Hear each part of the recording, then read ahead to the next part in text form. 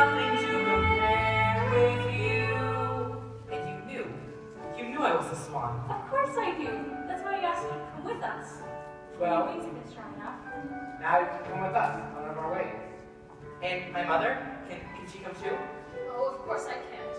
I'm just a baggy old duck. I can't teach you the ways of the swans. But you taught me to swim. And from what I remember, that nearly finished me off. Fancy me teaching a swan to swim. But I want you to come. I can't come with you. My place is back on the lake with your father. Bless him. They say birds of a feather should flock together, and you're a swan now. And I think I know someone rather keen that you should go with them.